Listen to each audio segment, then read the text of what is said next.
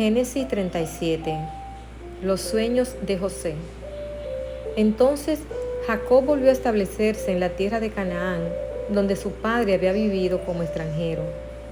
Este es el relato de Jacob y su familia. Cuando José tenía 17 años de edad, a menudo cuidaba los rebaños de su padre.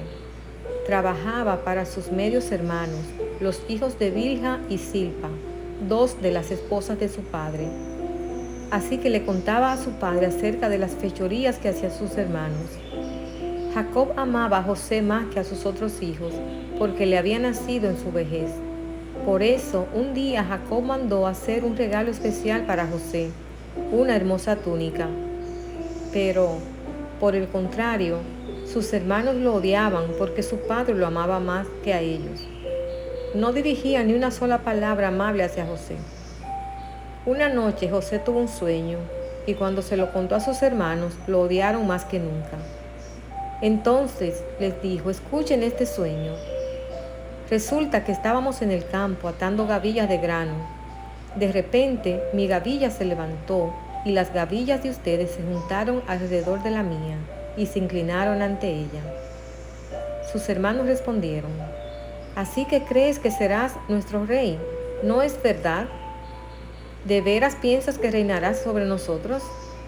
Así que lo odiaron aún más, debido a sus sueños y a la forma en que los contaba. Al poco tiempo, José tuvo otro sueño y de nuevo se lo contó a sus hermanos. Escuchen, tuve otro sueño, les dijo. El sol, la luna y 11 estrellas se inclinaban ante mí. Esta vez le contó el sueño a su padre, además de sus hermanos. Pero su padre le reprendió. ¿Qué clase de sueño es ese?, le preguntó. ¿Acaso tu madre, tus hermanos y yo llegaremos a postrarnos delante de ti? Sin embargo, mientras los hermanos de José tenían celos de él, su padre estaba intrigado por el significado de los sueños. Poco tiempo después, los hermanos de José fueron hasta Siquem para apacentar los rebaños de su padre. Cuando ya llevaban un buen tiempo allí, Jacob le dijo a José: tus hermanos están en Siquem apacentando las ovejas. Prepárate porque te enviaré a verlos. Estoy listo para ir, respondió José.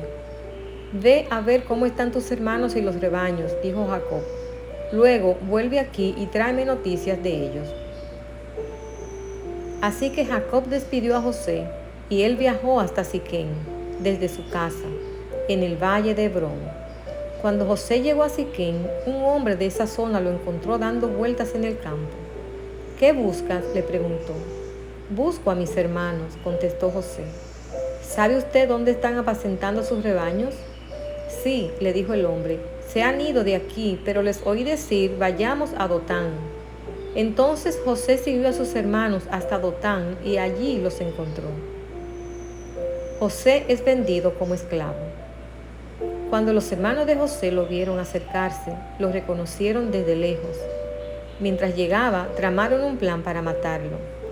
Aquí viene el soñador, dijeron. Vamos, matémoslo y tirémoslo en una de esas cisternas. Podemos decirle a nuestro padre: un animal salvaje se lo comió. Entonces veremos en qué quedan sus sueños. Pero cuando Rubén oyó el plan, trató de salvar a José. No lo matemos, dijo. ¿Para qué derramar sangre? Solo tirémoslo en la cisterna vacía, aquí en el desierto. Entonces morirá sin que le pongamos una mano encima. Rubén tenía pensado rescatar a José y devolverlo a su padre. Entonces, cuando llegó José, sus hermanos le quitaron la hermosa túnica que llevaba puesta. Después lo agarraron y lo tiraron en la cisterna. Resulta que la cisterna estaba vacía, no tenía nada de agua adentro. Luego, justo cuando se sentaron a comer, levantaron la vista y vieron a la distancia una caravana de camellos que venía acercándose. Era un grupo de mercaderes ismaelitas que transportaban goma de resina, bálsamo y resinas aromáticas, desde Galaad hasta Egipto. Judá dijo a sus hermanos: ¿qué ganaremos con matar a nuestro hermano? Tendríamos que encubrir el crimen. En lugar de hacerle daño, vendámoslo a esos mercaderes ismaelitas. Después de todo, es nuestro hermano, de nuestra misma sangre. Así que sus hermanos estuvieron de acuerdo. Entonces, cuando se acercaron los ismaelitas, que eran mercaderes madianitas, Los hermanos de José lo sacaron de la cisterna y se lo vendieron por 20 monedas de plata, y los mercaderes lo llevaron a Egipto. Tiempo después, Rubén regresó para sacar a José de la cisterna. Cuando descubrió que José no estaba allí, se rasgó la ropa en señal de lamento. Luego regresó a donde estaban sus hermanos y dijo, lamentándose, el muchacho desapareció, ¿qué voy a hacer ahora? Entonces los hermanos mataron un cabrito y mojaron la túnica de José con la sangre. Luego enviaron la hermosa túnica a su padre con el siguiente mensaje: mira lo que encontramos. ¿Esta túnica no es la de tu hijo? Su padre la reconoció de inmediato. Sí, dijo él, es la túnica de mi hijo. Seguro que algún animal salvaje se lo comió. Sin duda despedazó a José. Entonces Jacob rasgó su ropa y se vistió de tela áspera e hizo duelo por su hijo durante mucho tiempo. Toda su familia intentó consolarlo, pero él no quiso ser consolado. A menudo decía, me iré a la tumba llorando a mi hijo, y entonces sollozaba. Mientras tanto, los mercaderes madianitas llegaron a Egipto y allí le vendieron a José a Potifar, quien era un oficial del faraón, rey de Egipto. Potifar era capitán de la guardia del palacio. Génesis capítulo 38. Judá y Tamar. En esos días, Judá dejó su casa y se fue a Adulán, donde se quedó con un hombre llamado Hira. Allí vio a una mujer cananea, la hija de Súa, y se casó con ella.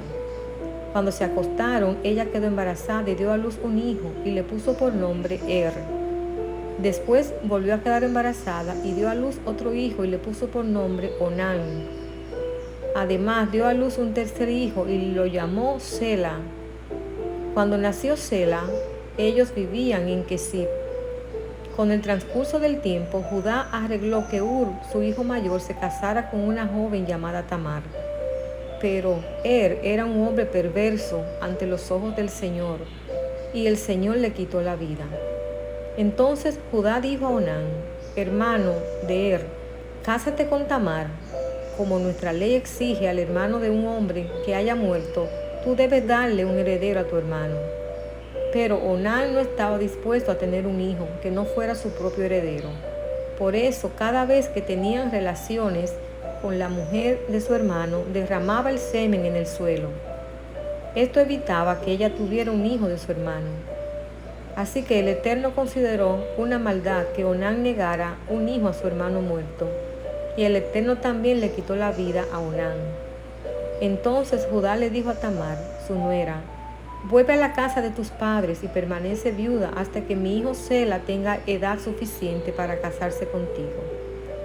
Pero en realidad, Judá no pensaba hacerlo porque temía que Sela también muriera, igual que sus dos hermanos. Entonces Tamar regresó a vivir a la casa de sus padres. Unos años después murió la esposa de Judá. Cumplido el período de luto, Judá y su amigo Hira, el adulamita, subieron a Timnat para supervisar la esquila de sus ovejas. Alguien le dijo a Tamar, mira, tu suegro sube a Timnat para esquilar sus ovejas. Tamar ya sabía que Sela había crecido, pero aún no se había arreglado nada para que ella se casara con él. Así que se quitó la ropa de viuda y se cubrió con un velo para disfrazarse. Luego se sentó junto al camino a la entrada de la aldea de Enaim, la cual está rumbo a Timnat. Judá la vio y creyó que era una prostituta, porque ella tenía el rostro cubierto. Entonces se detuvo y le hizo una propuesta indecente. Déjame tener relaciones contigo, le dijo, sin darse cuenta de que era su propia nuera. ¿Cuánto me pagarás por tener relaciones contigo?, preguntó Tamar. Te enviaré un cabrito de mi rebaño, prometió Judá. Pero, ¿qué me darás como garantía de que enviarás el cabrito?, preguntó ella. ¿Qué clase de garantía quieres?, respondió él.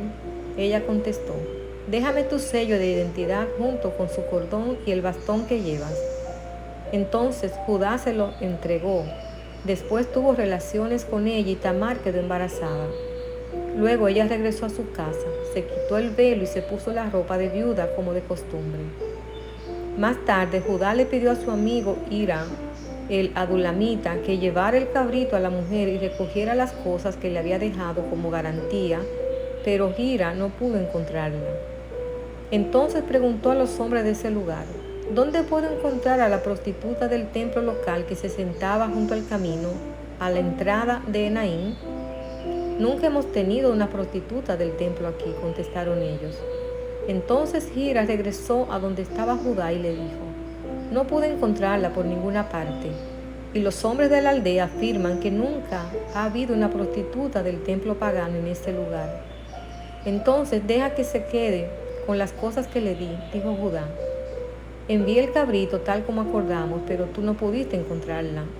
Si regresamos a buscarla, seremos el hazmerreír del pueblo. Unos 3 meses después, le dijeron a Judá: tu nuera Tamar se ha comportado como una prostituta y ahora, como consecuencia, está embarazada. Sáquenla y quémenla, ordenó Judá. Pero cuando la sacaban para matarla, ella envió el siguiente mensaje a su suegro: el dueño de estas cosas fue quien me dejó embarazada. Fíjese bien, ¿de quién son este sello, este cordón y este bastón? Judá los reconoció enseguida y dijo: ella es más justa que yo, porque no arreglé que ella se casara con mi hijo Sela. Y Judá nunca más volvió a acostarse con Tamar. Cuando llegó el tiempo de que Tamar diera luz, se descubrió que esperaba gemelos. Durante el parto, uno de los niños sacó la mano, entonces la partera lo ató un hilo rojo en la muñeca y anunció: este salió primero. Pero luego el niño metió la mano de vuelta y salió primero su hermano. Entonces la partera exclamó: vaya, ¿cómo hiciste para abrirte brecha y salir primero? Y lo llamaron Farés. Luego nació el niño que llevaba el hilo rojo en la muñeca y lo llamaron Sara.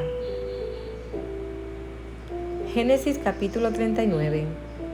José en la casa de Potifar.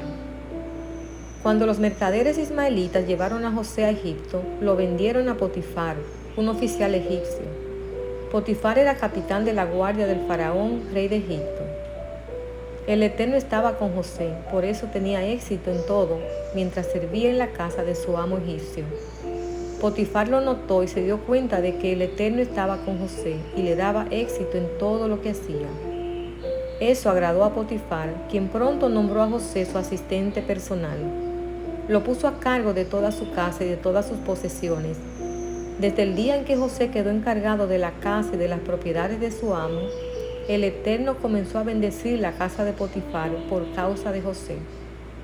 Todos los asuntos de la casa marchaban bien y las cosechas y los animales prosperaron, pues Potifar le dio a José total y completa responsabilidad administrativa sobre todas sus posesiones. Con José a cargo, Potifar no se preocupaba por nada, excepto qué iba a comer. José era un joven muy apuesto y bien fornido, y la esposa de Potifar pronto comenzó a mirarlo con deseos sexuales. Ven y acuéstate conmigo, le ordenó ella, pero José se negó. Mire, le contestó, mi amo confía en mí y me puso a cargo de todo lo que hay en su casa. Nadie aquí tiene más autoridad que yo. Él no me ha negado nada, con excepción de usted, porque es su esposa. ¿Cómo podría yo cometer semejante maldad? Sería un gran pecado contra el Eterno. Día tras día ella seguía presionando a José, pero él se negaba a acostarse con ella y la evitaba tanto como podía. Cierto día, sin embargo, José entró a hacer su trabajo y no había nadie más allí. Ella llegó, lo agarró del manto y le ordenó: vamos, acuéstate conmigo. José se zafó de un tirón, pero dejó su manto en manos de ella al salir corriendo de la casa. Cuando ella vio que tenía el manto en las manos y que él había huido, llamó a sus siervos. Enseguida todos los hombres llegaron corriendo. Miren, dijo ella, mi esposo ha traído aquí a este esclavo hebreo para que nos deje en ridículo. Él entró en mi cuarto para violarme, pero yo grité. Cuando me oyó gritar, salió corriendo y se escapó, pero dejó su manto en mis manos. Ella se quedó con el manto hasta que su esposo regresó a la casa. Luego le contó su versión de lo sucedido. Ese esclavo hebreo que trajiste a nuestra casa intentó entrar y aprovecharse de mí, pero cuando grité salió corriendo y dejó su manto en mis manos. José es encarcelado. Potifar se endureció cuando oyó el relato de su esposa acerca de cómo José la había tratado. Entonces agarró a José y lo metió en la cárcel donde estaban los presos del rey. José quedó allí, pero el Eterno estaba con José en la cárcel y le mostró su fiel amor. El Eterno hizo que José fuera el preferido del encargado de la cárcel. Poco después, el director puso a José a cargo de los demás presos y de todo lo que ocurría en la cárcel. El encargado no tenía de qué preocuparse porque José se ocupaba de todo. El Eterno estaba con él y lo prosperaba en todo lo que hacía. Génesis capítulo 40. José interpreta dos sueños. Pasado un tiempo, el jefe de los coperos y el jefe de los panaderos del faraón ofendieron a su señor el rey. El faraón se enojó con esos dos funcionarios y los puso en la cárcel donde estaba José, en el palacio del capitán de la guardia. Ellos permanecieron en la cárcel durante mucho tiempo y el capitán de la guardia lo asignó a José, quien se ocupaba de ellos. Una noche, mientras estaban en la cárcel, el copero y el panadero del faraón tuvieron cada uno un sueño y cada sueño tenía su propio significado. Cuando José los vio a la mañana siguiente, notó que los dos parecían preocupados. ¿Por qué se ven tan preocupados hoy?, preguntó. Anoche los dos tuvimos sueños, contestaron ellos, pero nadie puede decirnos lo que significan. La interpretación de los sueños es asunto de Dios, respondió José. Vamos, cuéntenme lo que soñaron. Entonces el jefe de los coperos fue el primero en contarle su sueño a José. En mi sueño, dijo él, vi una vid delante de mí. La vid tenía 3 ramas, las cuales comenzaron a brotar y a florecer, y en poco tiempo produjo racimos de uvas maduras. Yo tenía la copa del faraón en mi mano, entonces tomé un racimo de uvas y exprimí el jugo en la copa. Después puse la copa en la mano del faraón. El sueño significa lo siguiente, dijo José. Las 3 ramas representan 3 días. Dentro de 3 días el faraón te levantará y te pondrá nuevamente en tu puesto como jefe de sus coperos. Te pido que te acuerdes de mí y me hagas un favor cuando las cosas te vayan bien. Háblale de mí al faraón para que me saque de este lugar, pues me trajeron secuestrado desde mi tierra, la tierra de los hebreos, y ahora estoy aquí en la cárcel, aunque no hice nada para merecerlo. Cuando el jefe de los panaderos vio que José había dado una interpretación tan positiva del primer sueño, le dijo a José: yo también tuve un sueño. En mi sueño había 3 canastas de pasteles blancos sobre mi cabeza. En la canasta de arriba había todo tipo de pasteles para el faraón, pero llegaron las aves y se los comieron de la canasta que estaba sobre mi cabeza. El sueño significa lo siguiente, le dijo José. Las 3 canastas también representan 3 días. En 3 días el faraón te levantará y atravesará tu cuerpo con un poste. Luego las aves llegarán y picotearán tu carne. 3 días después era el cumpleaños del faraón, quien preparó un banquete para todos sus funcionarios y su personal. Así que llamó al jefe de los coperos y al jefe de sus panaderos para que se unieran a los demás funcionarios. Entonces restituyó al jefe de los coperos a su cargo anterior para que volviera a entregar al faraón su copa, pero el faraón atravesó al jefe de los panaderos con un poste, tal como José había predicho, cuando le interpretó el sueño. Sin embargo, el jefe de los coperos del faraón se olvidó de José por completo y nunca más volvió a pensar en él.